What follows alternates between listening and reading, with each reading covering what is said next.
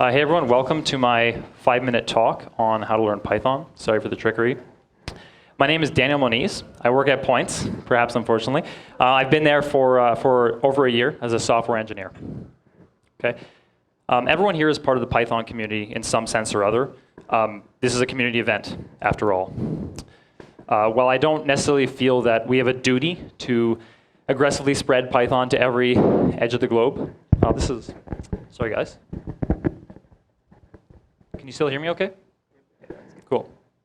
I do feel that for people who want to get into the Python community, who want to learn, we do have an obligation to help them out as best we can. And there aren't a lot of talks about how to learn Python. So that's the goal here is to help beginners learn and ultimately get a job working in Python.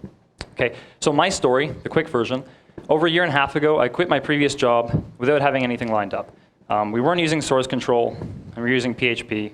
Okay, and so that was that. I wanted to learn something totally new, and I left. The plan was to spend 2 to 3 months learning Python and then get an awesome job. I created and followed a system to do so, and indeed, within 3 months, I was able to get a job at Points on my Python and Django skills. So I want to share with you how I did that. My role at Points in the last few months has been, yes, to develop software, of course, but also to actually just share Python knowledge. I was moved teams in order to raise the skill of Python knowledge on that team. So the things I've been doing, tons of code reviews, tons of paired programming. So I have performed hundreds of code reviews, given brutal feedback in the last few months, and learned a lot about how Java developers try to learn Python and the things they run into. Okay, so the system that I'm about to present, it is repeatable. Okay, I believe that anybody can do it, and it yields results. The reason being because it follows some principles that employers are actually looking for. Okay, it's called the 3-day project paradigm. All you need is a project idea. So you can feel free to ask a more experienced developer to get something that you can accomplish within 2 to 3 days. Okay, I did a web crawler, which is an idea a friend gave me. He told me to pick a site I liked, so I scraped a Lord of the Rings wiki, got it local, and remapped all the URLs so it would work locally and not on the internet. Simple enough. Day one. Day one, you simply mess around. You jump in, make mistakes, learn about the language. So this was literally the first thing I'd ever done with Python. And so you assume you're going to refactor everything you do. You just mess around.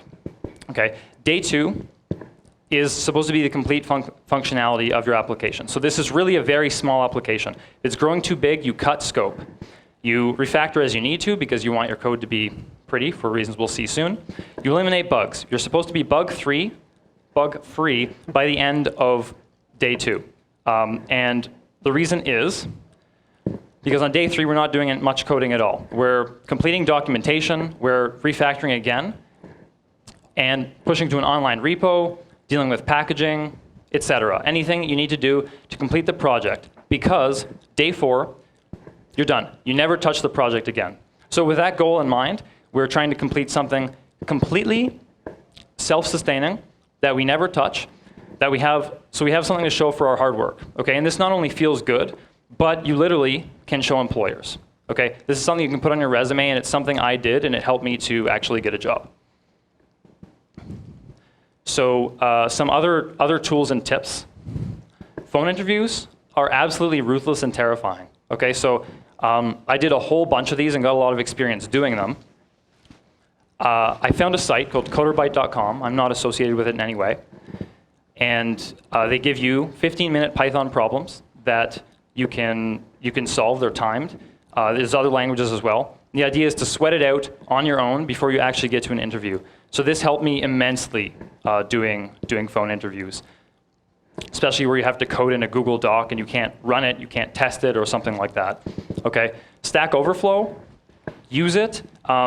Obviously, it's an incredible resource. Everyone here knows that. But tell your friends if they're trying to get into Python.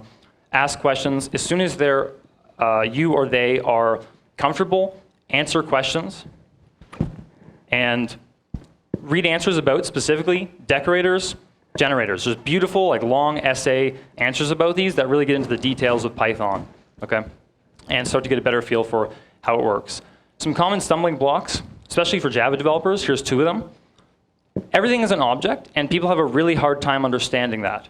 So if someone can understand that an integer, a file, and a function are all objects, they can get a much better feel for how to manipulate things and see that this stuff isn't actually magic. It's as simple as working with objects. Okay?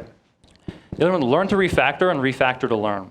So if you're not refactoring your Python code, you're not learning how to write good Python code. So don't take code review comments personally.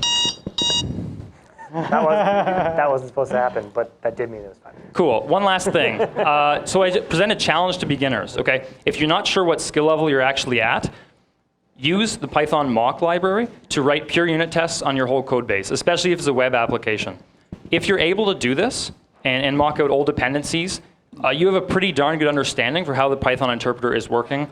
You're no longer a beginner Python programmer. That's all I have time for. Thank you very much.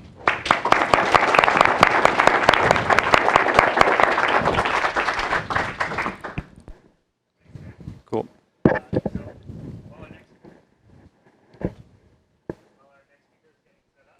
Dan can take a couple of questions while the next speaker is getting set up. Anyone? Does anybody have a similar experience with a short-term learning blitz? Well, I was just going to say, you're talking about supporting people. I think you should include in there having someone do a code review of the final project to recommend to you how you could be more efficiently using language features. Sure, absolutely. That's not always an option for people who don't have resources or don't have someone to give them the time, because code reviews are time intensive. But yes, definitely that is something that helps. Yeah. Okay. Thanks a lot. You guys can find me after. Feel free to ask any questions. Go ahead. So that sounds like something that would be good if you have a friend who's mentoring you with the 15-minute problems, because that will be a small enough thing that if someone is voluntarily helping you, they can look over what you have there and provide feedback on a small amount of code, as opposed to a large project that you've pushed out on the Coder Bytes. Oh, sure. Yeah. I mean, it does evaluate your code, so it's less for code. It's more for code correctness than for beauty of code. And it's more because in an interview, they don't really care how pretty it is. They want you to be able to hack out an algorithm in 15 minutes. Yeah. Are you ready to roll? You got her. Okay. So let's thank Dan again. Thank you very much.